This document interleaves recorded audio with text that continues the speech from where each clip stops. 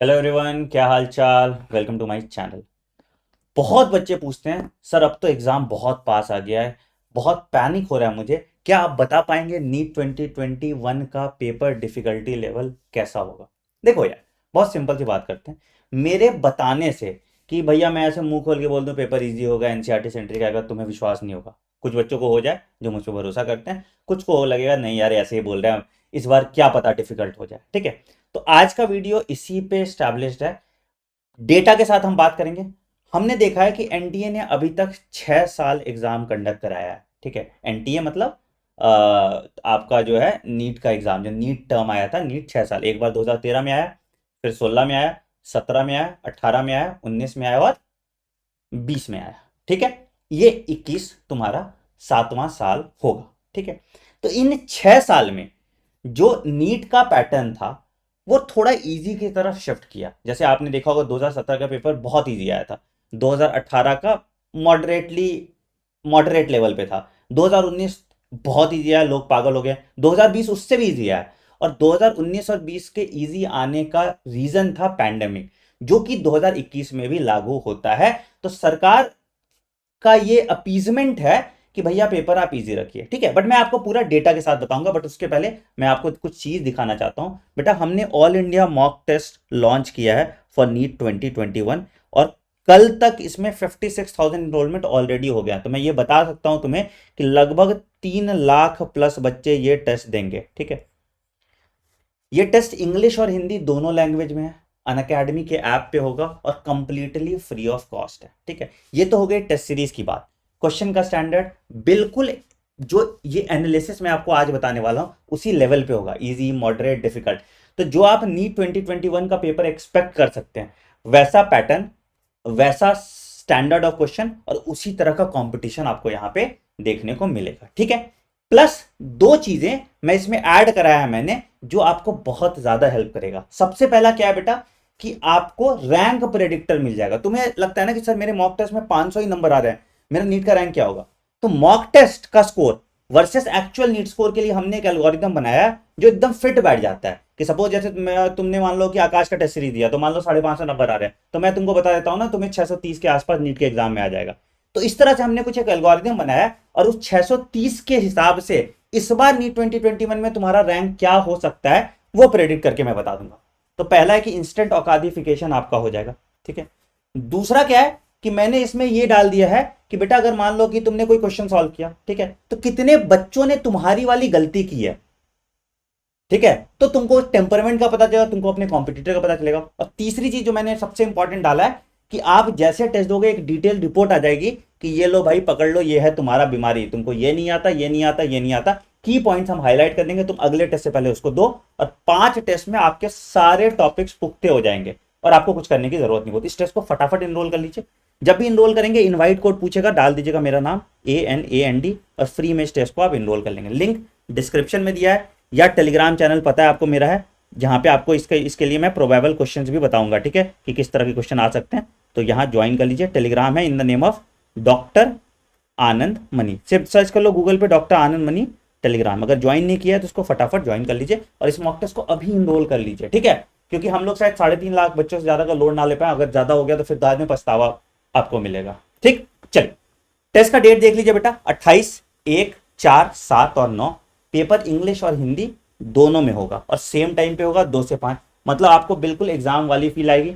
नए स्ट्रैटेजी के हिसाब से होगा, paper level easy to moderate के बीच में जो स्टैंडर्ड है उसके हिसाब से रखा है। ठीक है, चलिए अगर आप नीट 2020 और 19 का एनालिसिस का डेटा देखेंगे तो कुछ इस तरह से, ये आकाश का है। ठीक है, और कुछ एलएन का भी मैंने मिलाया था। ठीक है, तो जो प्रीमियर इंस्टीट्यूट है जिनके एनालिसिस माने जाते हैं उनके एनालिसिस के हिसाब से तुम लोग को एक सबसे आश्चर्य का बात पता चलेगा।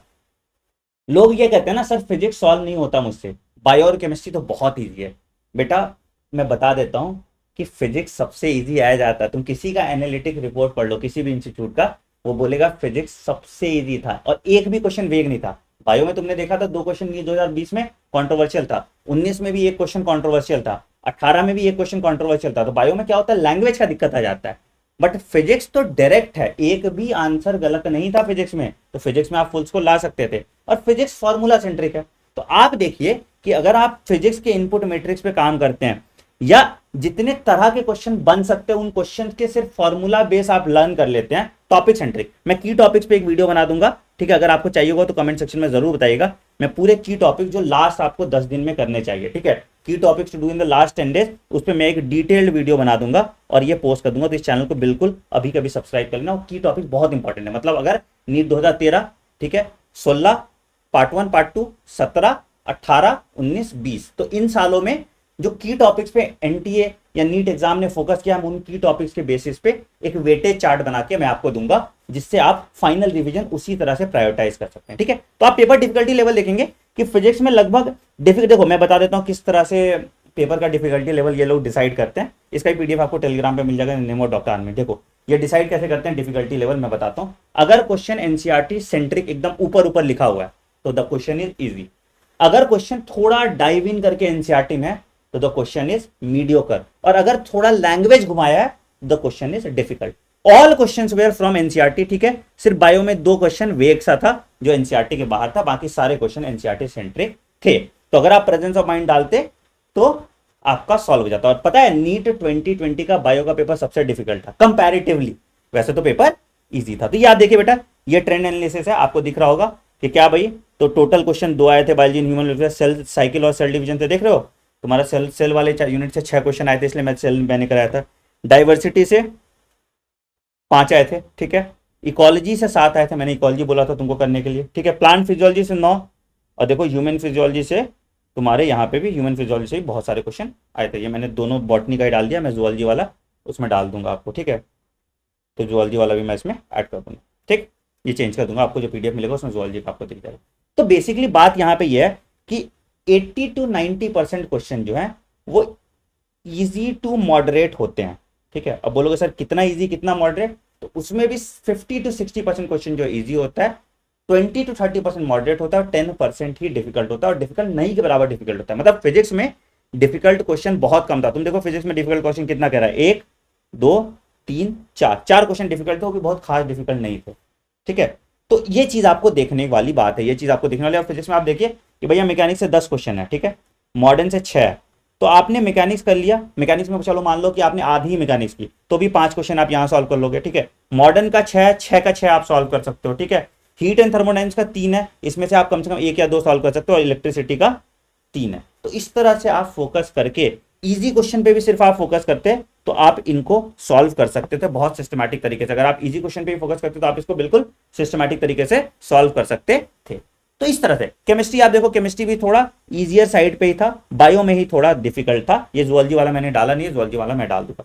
तो बेसिकली मुद्दे की बात ये है बेटा, समझो जो मुद्दे की बात है कि पेपर लेवल जो है वो इजी टू मॉडरेट आएगा, ठीक है, एनसीईआरटी सेंट्रिक आएगा, मैंने आपको बोला, ठीक है, और इजियर देन नीट 2022 होगा, ठीक है। अब बोलो क्यों सर मैं ऐसे बोल रहा हूं कि इजियर देन नीट 2020 आएगा, क्यों बेटा? देखो एक तो पैंडेमिक का इफेक्ट, और दूसरा क्या इफेक्ट जो मेजर है कि आपको चॉइसेस मिल गई, तो कंट्रोवर्शियल क्वेश्चन होने की प्रोबेबिलिटी कम हो जाएगी। देखो जो सेक्शन ए होगा, it will be very easy और डायरेक्ट, ठीक है, इसमें कोई कंट्रोवर्सी नहीं होगी, चाहे वो फिजिक्स हो, चाहे वो केमिस्ट्री हो, चाहे वो बायोलॉजी, बिल्कुल इजी रहेगा। सेक्शन बी में आपको चॉइस दे दिया गया, तो सेक्शन बी में अगर आपको चॉइस दिया गया है तो आप क्या करेंगे? उस चॉइस के हिसाब से, आप सॉल्व करेंगे, तो आप कंट्रोवर्शियल क्वेश्चन खुद ही अलग कर देंगे, तो चांसेस नेगेटिव होने के कम हो जाएंगे। जैसे पिछली क्वेश्चन नीट 2020 में एक हेलिकेज वाला क्वेश्चन था, आरएनए पॉलीमरेज, जिसका आंसर एनसीईआरटी में दिया हुआ था, है ना, एक अमोनिया वाला क्वेश्चन था। तो 1-2 क्वेश्चन थे जिसके टीचर्स ने भी गलती की, जिसका किस्मत अच्छा था उसको 360 आ गया, जिसका खराब था 340 आ गया। तो ये चीजें थी, बट इस बार आप बायो में 360 तो ला ही सकते हैं, समझ रहे हो? तो ये चीज पे आप फोकस कीजिए, मैं एक सीरीज भी आपके लेके आ रहा हूं, ऑल पॉसिबल क्वेश्चन अपने चैनल पे, है ना, ऑल पॉसिबल क्वेश्चंस, ठीक है। तो जितने तरह के क्वेश्चन फिजिक्स, केमिस्ट्री और बायोलॉजी के बन रहे हैं वो सारे के सारे क्वेश्चन मैं आपको करा दूंगा, तो आपको वो भी एनालिटिक मिल गया, ठीक है। फिर की फीचर्स या की कॉन्सेप्ट या की टॉपिक जो आपको पढ़ने हैं, लास्ट के 10 दिन रिवाइज करने, उस पर मैं एक वीडियो बनाऊंगा। मुझे आपको पूरा तैयार करके भेजना है बच्चों, है ना। आज तो मेरी तबियत खराब हो गई थी सुबह, तो मेरी हालत खराब हो गई थी, नहीं तो आज तुम्हारा प्लांट फिजियोलॉजी खत्म करना था मुझे, बट मुझे आपको किसी भी हाल में तैयार करके पूरी तरीके से भेजना है, ठीक है। यहीं पे मॉक टेस्ट रोल में आता है। देखो अब क्या है बेटा कि आपको 200 क्वेश्चन 200 क्वेश्चन सॉल्व करना है 200 मिनट में। देखो अब बोलोगे सर सॉल्व तो 180 करना है, बट बेटा देखना तो पड़ेगा ना, टाइम उतना ही लगेगा। तो यहां पे आपको स्पीड इंक्रीज करनी पड़ेगी। स्पीड कैसे बढ़ेगी? प्रैक्टिस से। आपको एक्यूरेसी इंक्रीज करनी पड़ेगी। कैसे बढ़ेगी? प्रैक्टिस से। तो जिसने यहां पे अपनी इज्जत बचा ली, जिसने सिली मिस्टेक नहीं की, वो डॉक्टर बन जाएगा। जिसने यहां पे थोड़ा भी गड़बड़ किया, उसका काम तमाम हो जाएगा। तो भैया 25 तारीख के बाद, 25 अगस्त के बाद आपको कम से कम एक मॉक टेस्ट तो रोज देना ही चाहिए। व्हाट इफ हम जो मॉक टेस्ट दे रहे हो इंडिया का बेस्ट मॉक टेस्ट हो, है ना? तो वो चीज आप प्लीज इनरोल कर लीजिए। लिंक डिस्क्रिप्शन में दिया है, इनवाइट कोड आनंद डाल के इनरोल कर लीजिएगा। और अगर इनरोल कर ले तो मुझे इंस्टाग्राम पे जरूर टैग कीजिएगा, आनंद मनी 16 पे, ठीक है? और मुझे स्कोर भी अपना जरूर बताइएगा, ठीक है? जिन जिन बच्चों ने इनरोल कर लिया कमेंट सेक्शन में जरूर मैसेज डाल देंगे, ठीक है? कुछ और भी मेरे एंड से आपको हेल्प चाहिए जरूर बताइए। वीडियो को खूब सारा प्यार दीजिएगा जैसे आप देते हैं। चैनल को सब्सक्राइब कर दीजिएगा, बेल आइकन दबा दीजिएगा। और की टॉपिक्स पे वीडियो चाहिए तो वो भी कमेंट सेक्शन में जरूर डाल दीजिएगा। अगर ज्यादा बच्चे का आएगा तो मैं कल ही की टॉपिक्स पे वीडियो बना दूंगा based on the last 6 years trend analysis. All the best guys, take care, bye bye, have a great day, ठीक है? पढ़ते रहिए, लगे रहिए। कल सुबह प्लांट फिजियोलॉजी हम लोग खत्म करते हैं, परसों इकोलॉजी खत्म करते हैं, और परसों ही आपको ऑल पॉसिबल क्वेश्चन स्टार्ट हो जाएगा। तो मतलब अभी जो 20 दिन है मैं आपको निचोड़ दूंगा, खुद को भी निचोड़ रहा हूं। मेरी तबीयत बहुत खराब हो गई थी आज सुबह। तो हमें हारना नहीं है, अपनी सेहत का ख्याल रखिए। मैं भी आज से बिल्कुल काढ़ा वाड़ा सब पीना स्टार्ट कर दूँ, अपनी सेहत का मैं भी ख्याल रख रहा हूँ। बस सुबह उठने में थोड़ा यार कभी आदत ही नहीं बना है। मुझे पता है तुम लोग के लिए भी वही डिफिकल्टी होगा, इसलिए मैं तुम लोग का दर्द समझ सकता हूँ, ठीक है?